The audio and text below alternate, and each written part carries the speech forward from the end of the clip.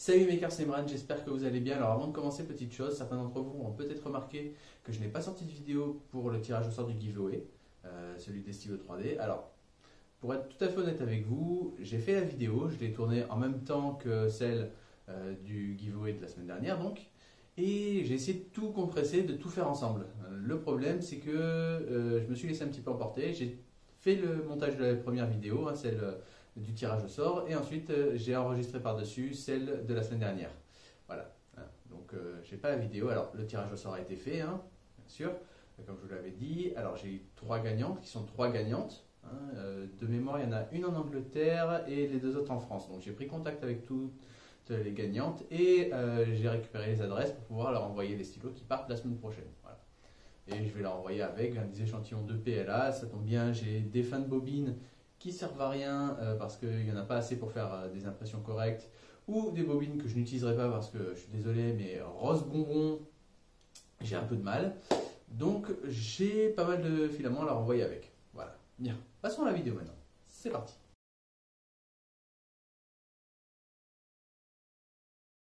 Mes amis, j'ai une mauvaise nouvelle.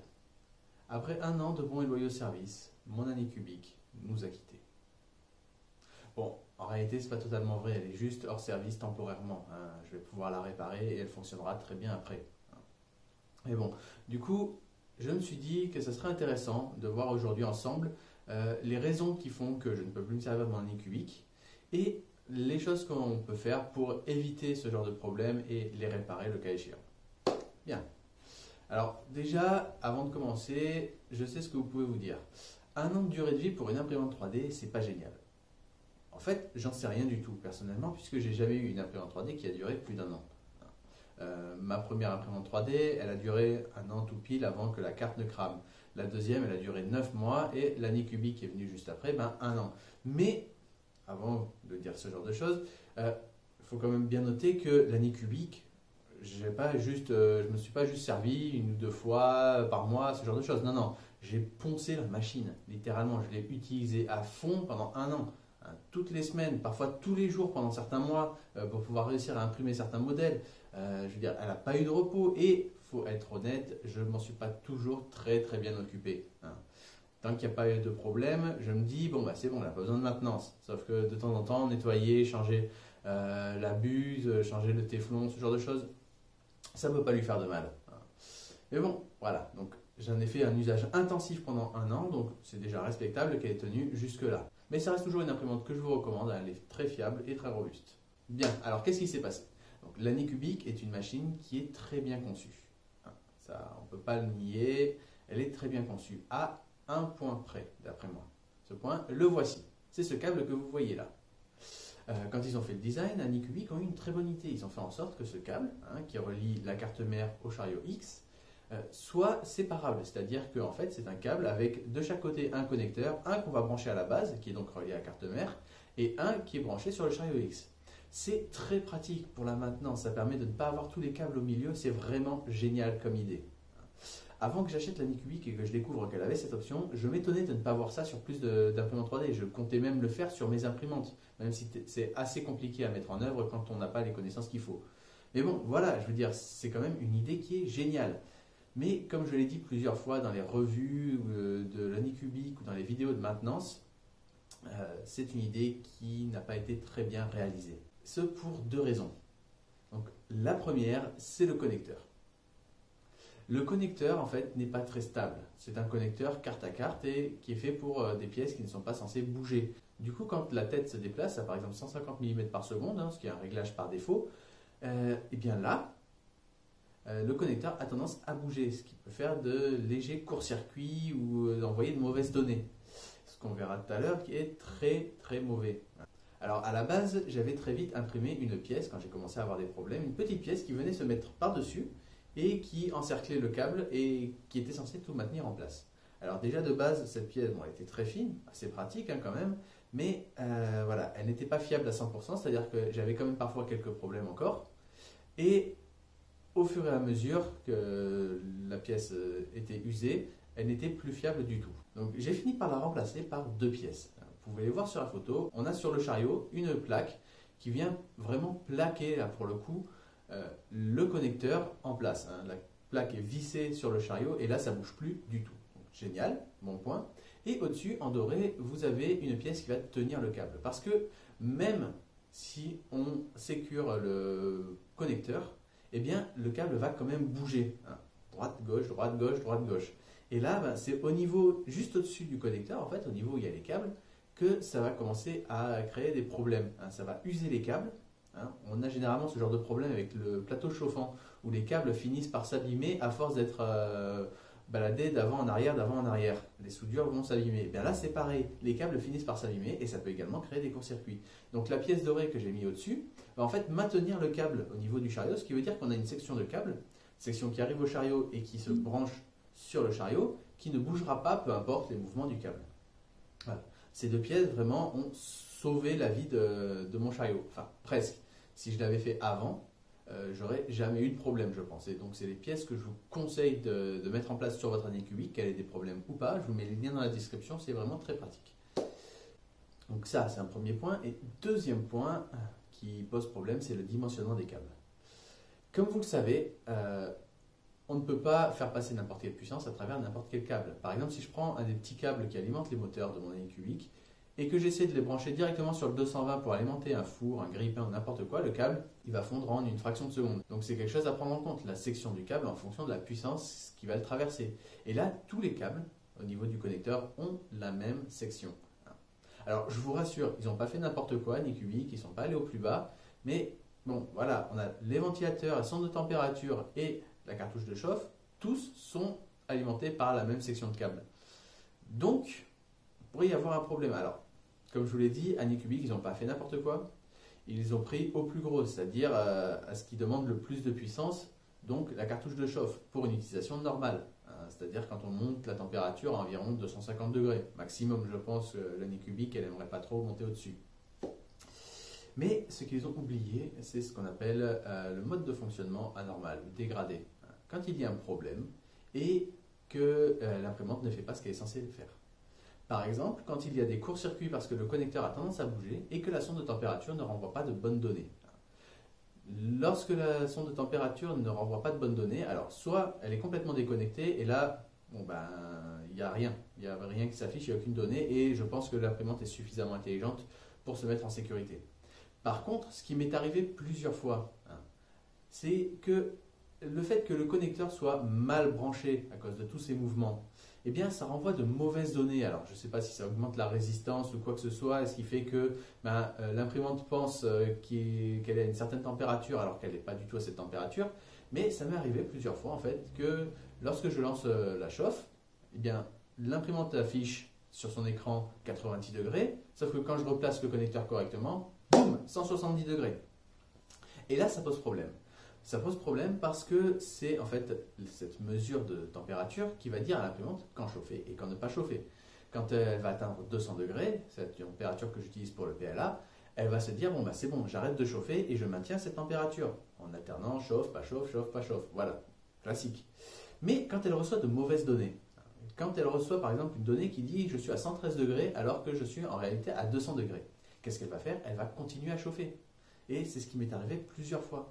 Plusieurs fois, j'ai eu de la fumée qui sortait de mon imprimante, littéralement au niveau du chariot, avec du PLA qui coulait comme si c'était de l'eau, liquide mais vraiment, et l'imprimante qui m'affichait tranquillement 171 degrés, ou ce genre de choses. Quand on replace le connecteur, boum, 330 degrés. Voilà. Donc par chance, elle ne peut pas monter indéfiniment, elle ne va pas monter à 900 ou 1000 degrés, forcément, elle va monter jusqu'à la puissance maximale que peut délivrer l'imprimante. Donc ça dépend de l'alimentation.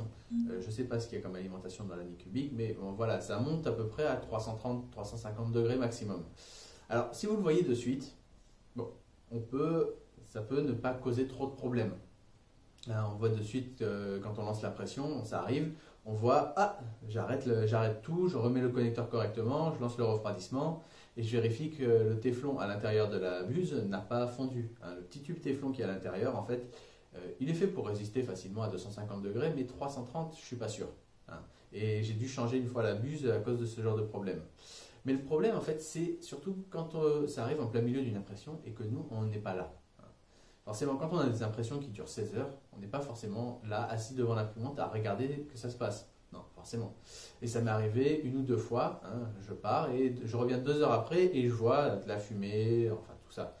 Et je vois que l'imprimante a encore surchauffé. Et là, le problème, c'est que ce soit le connecteur, les fils du connecteur, le pont qui permet de relier ce connecteur aux différents composants, le ventilateur, tout ça, ou la buse, hein, il n'y a rien qui est fait pour supporter une telle puissance en continu comme ça pendant, je sais pas, 1 heure, 2 heures. Et là, ça commence à causer des problèmes. Ça pose des problèmes. Et là, vous pouvez voir, quand j'ai démonté ma buse, j'ai trouvé ceci. Des traces noires sur le connecteur et sur le pont. Alors, en soi, ce n'est pas complètement handicapant. Les connexions se font toujours, mais j'ai peur que ça ait quand même abîmé certaines soudures, ce genre de choses. Ce qui fait que maintenant, en fait, même si j'ai mes 2 pièces pour maintenir le connecteur en place et pour maintenir le câble en place, eh bien, il m'arrive toujours d'avoir des problèmes de chauffe. Alors, pas les mêmes problèmes. Là, j'ai de la chance. Parfois, tout simplement, la chauffe s'arrête. Parce que, en fait, au niveau des connexions pour la cartouche de chauffe, eh bien, elles ne se font plus. Du coup, je suis obligé de venir avec une petite pique pour réenfoncer les connecteurs à l'intérieur du connecteur. Hein. On me dit comme ça, c'est bizarre, mais voilà, pour refaire les connexions. Alors, ça marchait pendant un temps, mais là, ça marche plus du tout.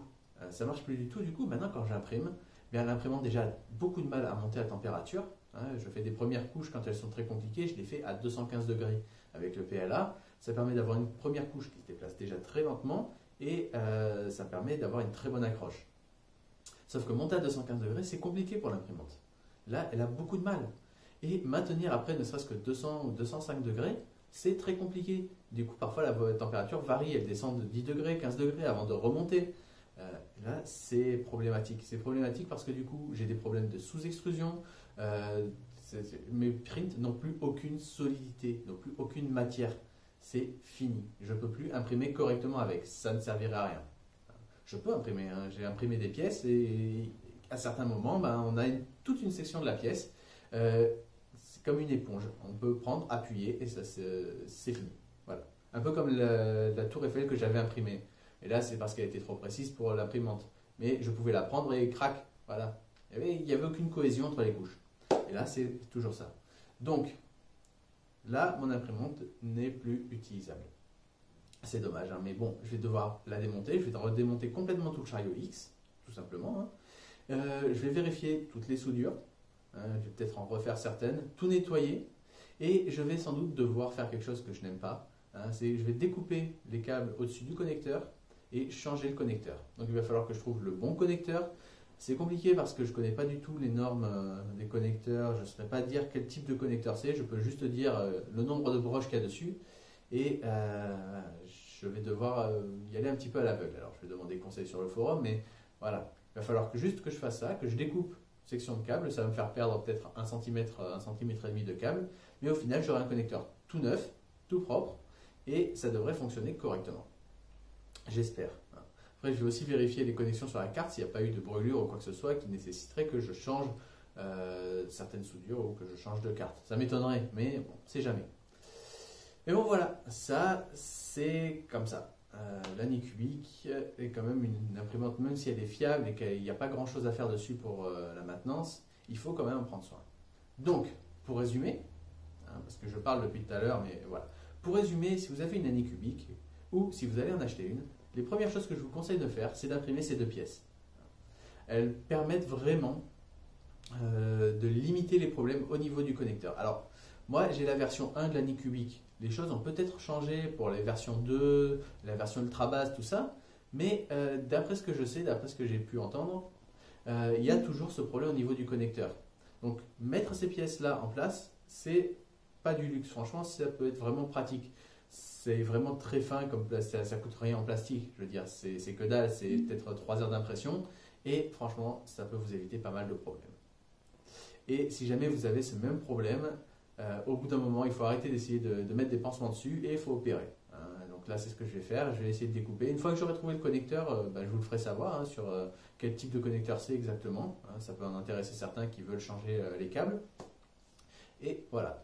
Donc comme ça, j'aurai une Anycubic toute neuve. Alors, c'est pas pour de suite, parce que déjà, il faut que je trouve le connecteur et c'est quand même quelque chose, j'ai envie de prendre le temps de le faire. Donc, il faut que je me bloque une journée, un week-end pour faire ça.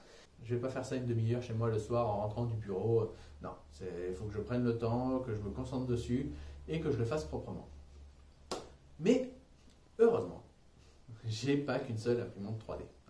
Donc on va pouvoir continuer mon petit projet alors. Comme j'ai déjà pas mal parlé, je vais aller vite pour la suite. Donc à la base, j'avais prévu de faire plusieurs choses pour le projet cette semaine.